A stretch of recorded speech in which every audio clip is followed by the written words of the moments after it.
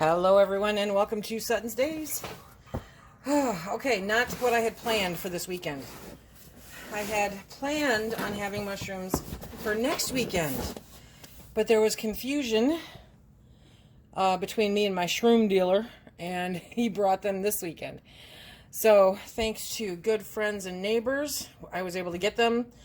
He called me, he goes, "Don't forget about your shrooms." And I'm like, I am 2 hours away, what are you talking about?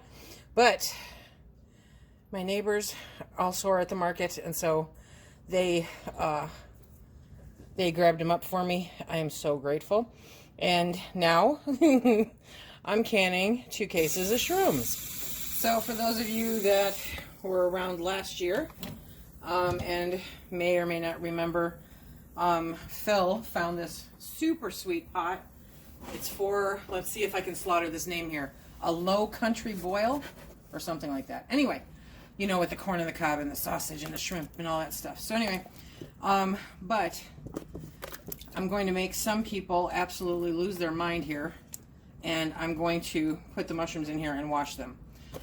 Now, your purists will tell you that you don't need to wash mushrooms, and they will tell you that that's not dirt, that's earth. Yeah, either way, I don't want it in my jars. So I am putting these in here.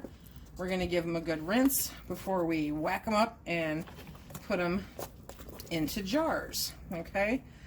Now, mushrooms are a labor of love for me, but they are just a tiny bit labor intensive because I buy the quantity I do in the way that I do.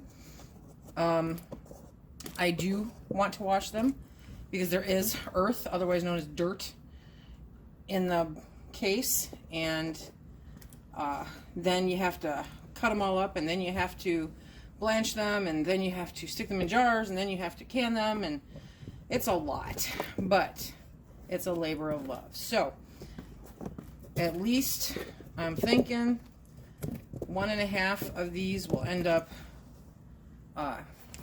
in jars. I've got 2, and the other one I might dehydrate. I don't know, we'll see. I might just stick them all in jars, but I really need some mushroom powder, so we'll play it by ear. Okay, so let me get these all in the pot, and we'll get started. Now, oh yeah, so if you don't have a shroom dealer, where can you find a shroom dealer? I get asked that question a lot. How do I find a shroom dealer? Well, I hooked up with mine at the farmer's market, because some farmer's markets allow people who go to food auctions or that kind of thing to participate also. And so my shroom dealer and I have a relationship because I buy in bulk. And a lot of your local farmers are not really looking for that bulk purchase. They make more of their income off of the small purchases, and I can respect that and totally get it. But they look at me cross-eyed when I say, hey, I need 2 bushels of beets, or, you know, whatever. So, and I don't have anybody growing button mushrooms local, but my buddy can get them, so I'm a happy person. I actually, one of these days, I'm going to go to a food auction. I really, really am. I want to really bad, because I think that would be a riot, but it's going to have to be when I know I've got, like, you know, a week off, because it'll take quite a bit to can it. So anyway, how do you get mushrooms if you don't have a shroom dealer? Well, look for food auctions.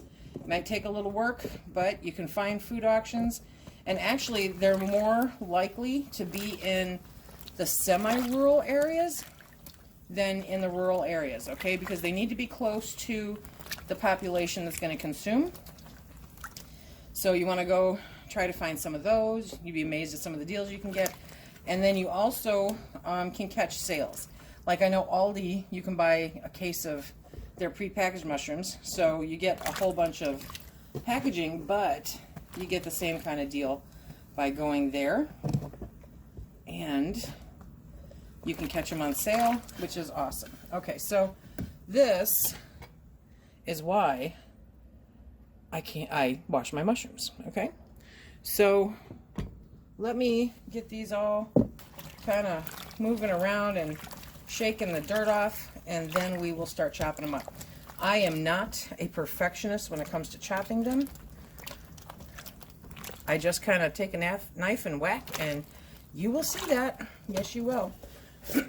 So And I do stem and everything. There's not a part of this mushroom that is not tasty and delicious all year long. Look at this. I mean, that's a nice sized mushroom. He never disappoints. Okay, so let's get these rocking and get them cut up. Okay, so we're going to give you just a little look at the production line because you're not going to be able to see the whole thing because I have the smallest kitchen in the world. Anyway, so we have this sitting over the sink. Then I have my strainer set up and my tripod, and then my cutting board, and then my stock pot with water in it. Okay, so we are going to be pulling out some mushrooms. There you go. I'm going to set them on the strainer for a minute, kind of try to get some of the liquid off, and then put them on the cutting board. Now let me get you on the tripod. While I am haphazardly chopping and dicing, we'll talk a little bit about mushrooms. So for those of you that have known me for any amount of time, know that I am a fan of mushrooms. I love my canned mushrooms, and every year I can up at least a couple cases. Last year I canned up 5 cases of mushrooms all in one weekend. Yeah, that was a certain kind of crazy, but common sense took over, and I didn't use as many, and I knew I wouldn't. I canned up a whole bunch of them so that I could kind of start rotating through about half every year. Okay, and if I didn't eat too many of them, then I would be fine and just be able to buy a couple like I'm doing now. So I just kind of very haphazardly chop these up because they're going to go into the stock pot. Now the stock pot is a little cauldron of magic. Yes, it is. Pardon me. The stock pot has hot water in it, and after I get it pretty full, we are going to turn on the heat and we are going to blanch these. So, do I have to do that step, Lisa? Well, yeah, you do. You really do. Because if you just take the mushrooms as they are and put them in a jar, okay, then what happens is when you can them, you have a whole bunch of wasted space because they cook during the canning process. So by blanching them, number one, they become less firm, so you can fit more into the jar, and, well, that's the big one. Okay, and because you can fit more into the jar, there is no wasted space when the time comes, you know, when you pull them out of the canner. Now, I'm not precise. I don't care if they're all perfect little slices. This is my kitchen, not a commercial kitchen. I just want mushrooms. Just give me mushrooms, okay? Stems and everything, because there's flavor in all of it. So I'm going to go through and chop up. I forgot to fill the strainer. So busy talking. I'm going to go through and chop these all up and then turn on the heat, and it'll take about, I don't know, 20-ish minutes. In a nice slow, you don't want to boil it, you know, you really don't. So I'll be showing you that part too, but you're going to turn it on and you're going to let them all cook down so that there's a nice, you know, not a high heat, just a medium heat, and you want to stir them. Why am I telling you this? I'm going to show you. Okay, we'll be back after I have beat up all these mushrooms and put them in the stock pot. Yes. So this is what the water looks like after I get all the mushrooms out. So that's a combination of dirt or earth and little bits of mushroom here and there, you know. But that's what I don't want in my jars, really. There's going to be enough natural mushroom stuff in the jars, so I don't need to worry about it. And this will actually get dumped after I wash the second case. So come over here, and here we have the stock pot, okay? Mushrooms float, so, but this is pretty full. So that whole case of mushrooms fit in here, and it's about, I had about half a pot of water. So they're in here. I just turned the heat on. I filled it with warm water, and we're going to let these cook down, and shortly here I'll get a spoon instead of my hand, and I'll start bringing up from the bottom so that the ones on top get blanched the same as the ones in the bottom. For obvious reasons, the hand won't work. Okay, and while that's going on, I have to go get my pressure canner and my jars, and we'll get set up for the next step. Well, these were in a little bit longer than anticipated, but that's okay. That's okay. I ended up on the phone. So, I learned a very valuable tip from our buddy, our pal, Susan Bender. And the fact is, you really would be hard-pressed to overcook mushrooms. So, no foul, no harm, or no harm, no foul, however you want to say it. But as these cook down, I mean, I could not stir the spoon like this when these first went in. So these have cooked down nicely. I'll be able to stick a whole bunch of them into jars. So let me get you back on the tripod and we will. I am going to do something a little different than I have in previous videos. And I'll link, I don't know, the last couple mushroom canning videos down below. But what I'm going to do this time is I'm actually going to use some of this mushroom stock in the pot in here instead of adding clean hot water, because it's just doesn't make sense. So the key to that though is that I want to make sure that I'm not scraping the bottom of the pot, and I'll show you why when we empty it. But there's like a sediment there, so when I save the stock, what I'll be doing is straining it, all the sediment on the bottom. But for this purpose, we are going to just pull off the top, and drop them in there. Okay. There we go. And you want an inch headspace on these, so I'll be revisiting them. But we're going to empty these until, or we're going to fill these until the jars are all, you know, full. The pot is empty. And I'm trying not to put too much stock, but enough so that it covers it.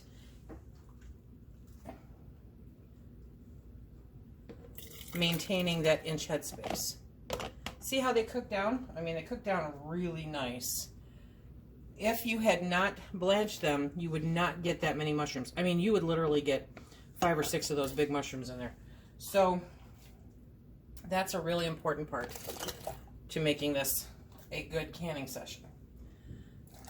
Oh, and that stock just looks beautiful. Absolutely beautiful. Okay, so we're going to get these jars filled, and then I'll bring you back for the rest of it. Yes, I will. When you get to the pot, when you get to the point in the pot, let me bring you here, where that's what you're doing, okay? The easiest thing that I have found to do is to grab a little strainer or a big slotted spoon and just grab them up like that. Otherwise, you will drive yourself crazy trying to get all of those mushrooms. Whoop, steam, okay.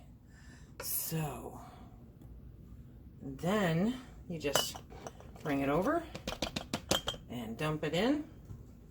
And you can add broth from the top of the pot when you're done. There we go.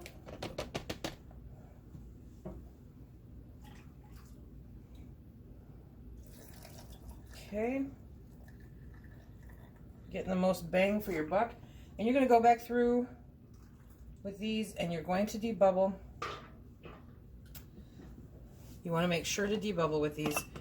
Okay, so just take your debubbler in there, push the shrooms down, make sure you're mixing them up, and life will be good. And if you have too many, just pull them out and put them into another jar. Not a problem.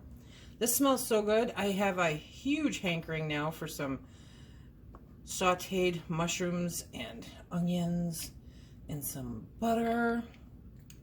Okay, so we're gonna get these all debubbled. We're gonna top off any liquid that might not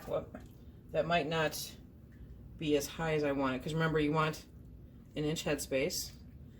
And I'm making a mess, but I'm really good at it. Okay.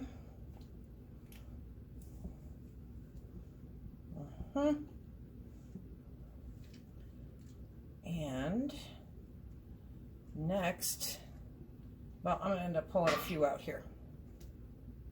I'm going to end up getting a spoon and pulling a couple out and transferring them to other jars because ones back here are just a little full. You find it won't take much to bring that headspace down. Just enough. 1 or 2 pieces. Okay, but you don't want them overfilled either. So, there we go. Okay, let's get in there and work that again. How many jars did I end up with? I ended up with 3, 4, 5, 6, 7, 8, 9, 11, 12, 13, 14, 15 jars out of that. What is it? 10 pounds. 10 pounds of mushroom got me 15 jars. So that'll be one nice canner load. And now we're going to wipe the rims. Oops, and top off some more. Okay, I've moved the stock pot off the stove and moved my canner over. Okay, now we're going to wipe all the rims. If you want, much like the green beans or the carrots, you can create a stock to go in these as opposed to the stock that they're blanched in. And you can put onion soup mix in there. You don't have to, though. You don't have to add salt. Salt does nothing for the preservation of these. I prefer just to can these plain because I am a bit of a mushroom hound. I love mushrooms, guys. And I will tell you what, you will not find canned mushrooms in the store with this depth of flavor or the bulk of the mushrooms themselves. It's just, you won't. These are the best canned mushrooms you will ever have. They are amazing and flavorful and fantastic. Okay, so we got them all debubbled. They're all at an inch headspace. And now we are putting the lids on. Because we're pressure canning, you don't have to heat up the rings or the lids, okay? And now we will do the rings. I have the pressure canner on the stove, heating up the water. So as I get these on, finger tight, I'm going to add them to the canner. The jars are hot because that was hot broth coming out of that stock pot. Okay. So the water in the canner has to be hot to avoid any kind of thermal shock. I hate it when it does that. Okay.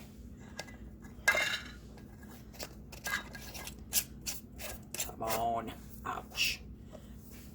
And yes, I know they sell silicone gloves and stuff, and I could use a mitt, but they're cumbersome. So what would you love to put your mushrooms on? I think one of my favorite things, because we do eat a lot of meat, is literally just to empty this jar, drain that beautiful broth, put it aside for soups or whatever, and then saute these up in some mushrooms. Saute these up in some butter with some onions and some bell peppers. They're a side dish for me. I love adding them to our pasta sauce, homemade pizzas, anything that you would buy, anything that you would use commercially canned mushrooms for. These will knock your socks off. Okay, so we have the 23 quart out, earning her keep, because we have to do 2 layers of these jars. There we go. Okay. How do you like that? Beautiful old Atlas jar. Nobody gets a free ride around this place. Have to earn your keep.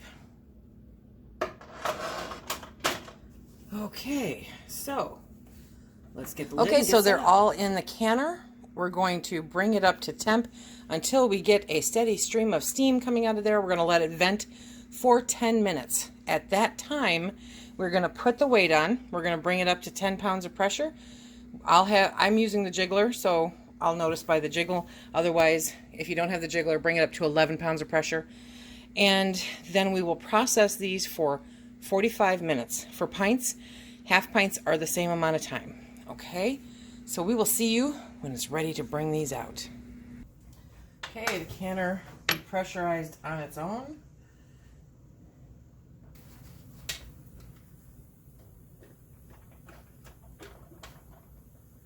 Okay, so these are going to sit on the counter overnight. And then we'll wash them up, take the rings off, and put them on the shelf. It's a beautiful thing. Okay. And hopefully you get to hear some of these Orchard Road lids when they pop. It's amazing and startling if you've never used them before. Okay. Now we're on to the second layer. So what is your favorite way to use your canned mushrooms? Leave me a comment in the comment section below. I'd love to hear how you use them. Give some other folks some ideas. Because I don't think you can ever have too many mushrooms. Phil says that I would put them on my breakfast cereal if I could. I don't know if I'd go that far, but maybe my breakfast pizza. Or my eggs. Ooh, yes, mushroom and Swiss omelet. Hello. Okay. So we have 15 beautiful jars. They're going to settle wonderfully. Look at how hot those are. Now you'll notice what it looks like right now is that the liquid's a little lower. And that could be siphoning, that could be settling, that could be any number of things. Let me look. I might have siphoned a little bit. Maybe a little bit. And you know, siphoning happens, you guys. It's not the desired outcome by any stretch, but it does happen, and it does not always mean it's a failure. But it is something that you should strive to not have happen. Remember, if you like what we do here, please hit that like, subscribe, and share. Check us out on Instagram, Facebook, and Twitter. And until next time, be safe.